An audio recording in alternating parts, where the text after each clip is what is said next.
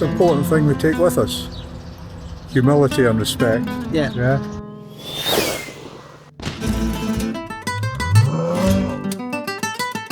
There's Santander's open, far end. So this time we're heading for Spain. Yeah. A 7-stop tour. So we thought in these videos we'd talk a wee bit more about these wee details.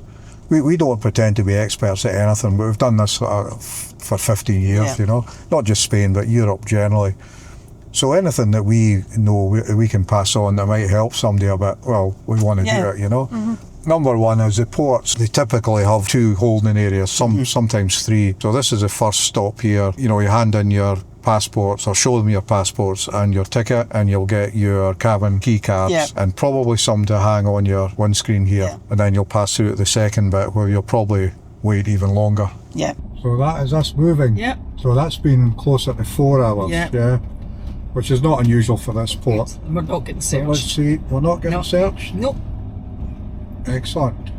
We've been here about 40 minutes in this sort of third holding area. We appear to be going somewhere.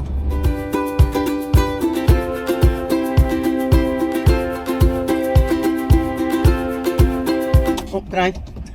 Hiya. Hello, welcome aboard. Just letting you know you're on deck number 3 and you'll have the purple lift over there. Okay. Or the green one here for 7 or 8.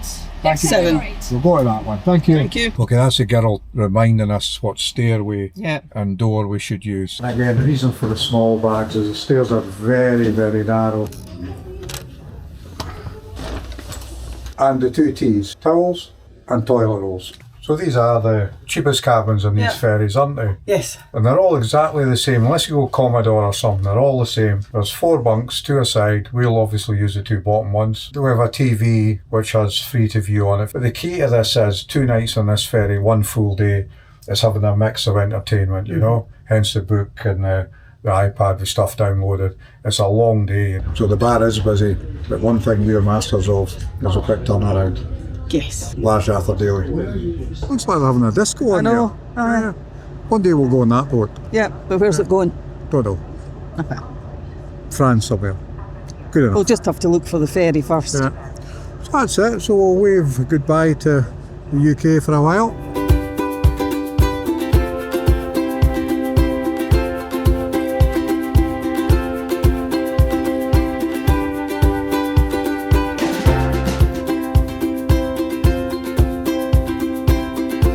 I think there might be a caravan that's Broken down. broken down as well. A few flat batteries, probably because our car alarms have been going off through. We do have jump start equipment stuff on board. Yes. Obviously, you know. We've seen that. Yeah. And the first sight of Santander, or any port, is always the reward, isn't it? For the time on the ferry. So you'll have seen on camera how that goes. Again, slightly different this time from other times. Hello. Hola. Gracias. Thank you very much. Thank you. That just in case. Okay. So, simple as that. Just make sure you get your passport stamped. I mean, this is what, 2025? Yeah. It could be different another year, maybe change again. I always cross this wee bridge here. Which they're not keen on telling you about in the sat navs. Now the positive thing is, back in the day when you got out to that end of the port, you'd have to drive all the way through Santander to get to the motorways. Yeah. This takes you out right at the motorways, but you are driving the full length of the port here. Take the slip road on the right toward A67, then keep left.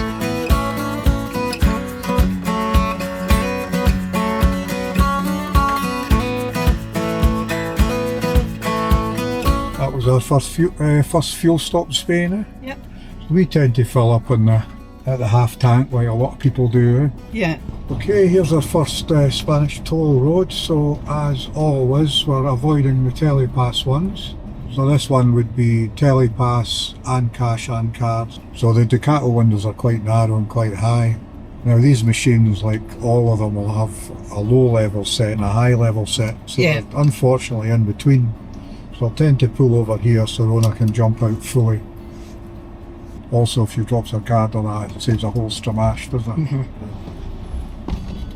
it? So that was €15.15, and that's probably the highest toll we're going to pay here on the whole trip on 86, you know. A wee bit of a pain, but once you get used to it, That's fine. yeah, that's fine.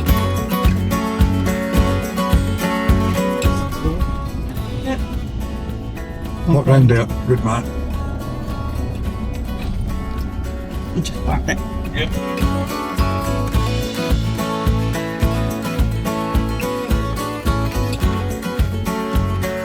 So one of the attractions of that campsite for a first stop off the ferry is you're right on the edge of the town here.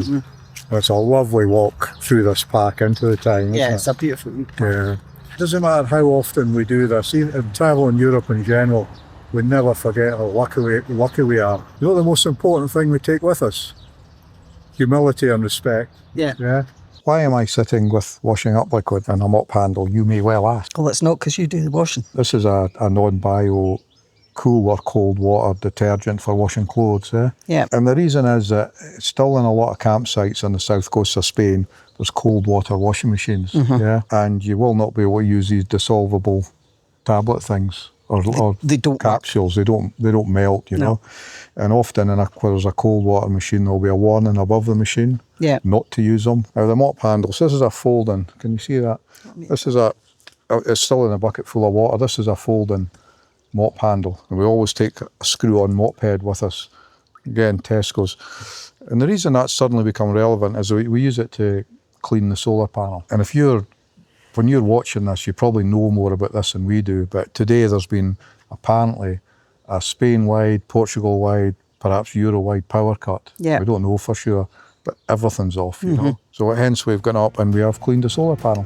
So we'll leave the camera on driving off this site so you can't look at it, eh?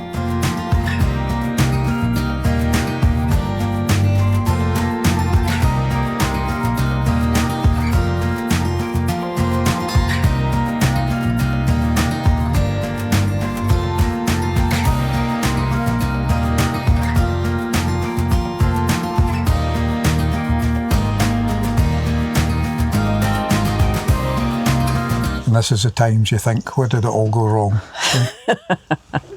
So 10 years ago, we were tenting a Volkswagen Caddy. We were down there, on this site, but down on a pitch down there, making paella from scratch, Yeah. overlooking the snow in the Sierra Nevadas there. 22 degrees, snow in the mountains. Yeah. Fantastic, you know. And I think there's more snow than there was 10 years ago. There's a lot more Yeah. snow, eh? This is what makes it worthwhile, isn't Yeah. it? Cooking for yourself, that's Wee a wine. Yeah, beautiful. So there's pluses and minuses to having done this before, isn't there? Yeah. Because we don't feel the need to go into Granada, No. but I'd highly recommend you do, eh? Yes. And that campsite there, the bus stop is right at the bottom of the campsite. We've been before, Yeah. and we want to have a wee look at the little village down here. Yeah. Chill out and do that instead. You always feel these are the places in Spain you want to live. These fantastic apartments and houses.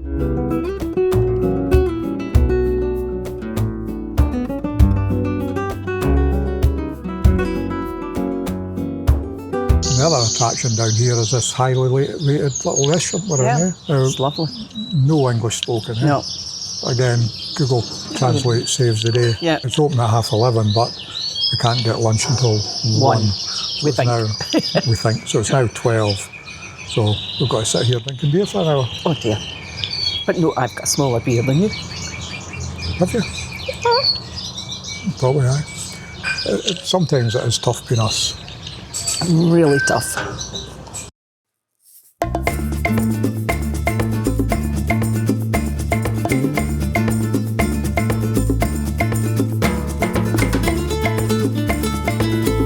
So on this site, on this pitch, the shade trees are pretty sparse, so the wind out awning is out. Now in Scotland, used very, very occasionally to keep the rain off. In Europe and Spain, almost becomes essential. So bear claws at the bottom of the awning legs, pretty essential, I think. So normally these two pegs would be hammered fully into the ground, and that's going to stop this lifting. This peg here would only be basically pushed in lightly. I'll explain why they're not hammered in the way they should be shortly. And that peg you would just pull out, and if the wind got up, you can just slide this leg backwards here, fold your awning away, leave the bear claw where it is, and when the wind's gone away, you can just drop this again, it'll go in exactly the place it was. Now the reason I'm not over worried about these pegs not being in right is because I've storm straps on, and we pretty much always put these on, yeah? So this is a peg I originally tried to hammer in, Yeah, and then I remembered that this ground, although it looks sandy, it is sand, but it's very, very hard compressed because they need the water to run off if it rains heavily, but it's like soft concrete underneath. And then I remembered the water trick. So if you want to put a peg in, pour maybe a litre and a half of water in the area you want the peg in, leave it for 20-30 minutes, and then the peg will go in no problem. If you're going to peg in now on a campsite like this, and there's a few of them in Spain that use this hard compressed sand, pegging something out is going to take a bit of time. Now obviously you can buy panels that you can attach to these awnings, different manufacturers, but this is just a cloth that we picked up in Spain years ago, and we find that to be more useful because you can move it anywhere. Now the other thing we picked up on Amazon was these clips, big bag full for just a few quid, and they're really good because they're quick release, they'll grip almost anything, including just the cloth itself. Here it's clipped onto the awning frame itself, so you can use them for almost anything. But the great thing is they have a hole here, so you can attach a guy line or paracord. So we have this little washing line. Now we do have a rotary dryer, you know, our pack-away rotary dryer, which we'll use for a full wash. But this is really handy just for drying towels or a hand wash. But here's the thing, it goes round here, yeah. A couple of cable ties round the mirror here, and it'll hook to that. Yeah, ideal, because you want to be drying your towels outside if you can, because it's not good for the van. I'll step back so you can see where that goes, because it's not good for the van to be drying stuff inside, really. Got that in the range, incidentally, if I didn't mention it. So that's it, leaving Camping Imperium Alicante, and it was good, wasn't it? Yeah. I'll leave the camera on so you can see the pitches and that. We were on a lawn pitch, I think it was. I'll put it below, but I think it's a mid-range pitch.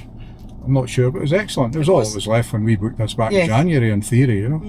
Oh, there are empty pitches, you know. There was. But then it was a Spanish Labour Day on the Thursday, and a lot of them I think carried on through the weekend and stuff, you know.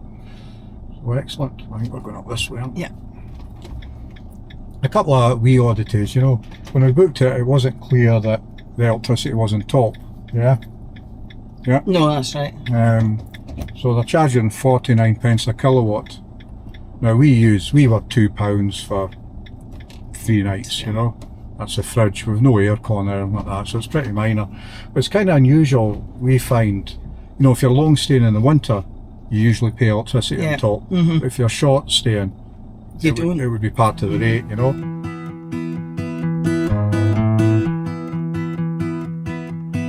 Everybody has their job, 9 to 5.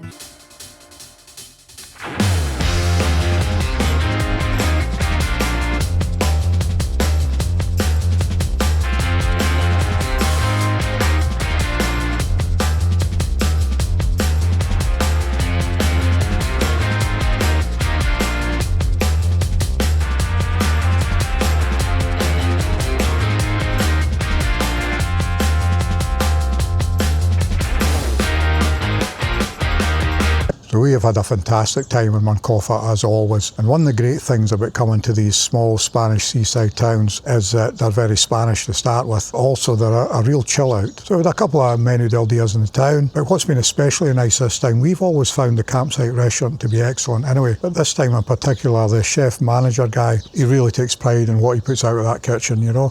Now we've had 3 meals in there and they've been fantastic. They've also got this incredible singing barman. Quisiera volver a tomarme un café contigo, un sábado tomando vino. So we're heading north now. We're going up to Haro for some tapas, and then we're going to Potes in the Picos Europas, which is a place where I always describe it as something that Disney couldn't CGI. Now several times and so far I've tried to talk about how we're able to do this, because we're not even state pension age yet, and I've been finding it quite hard because it's quite emotive for us, because it's not a tale of luck and coming into money.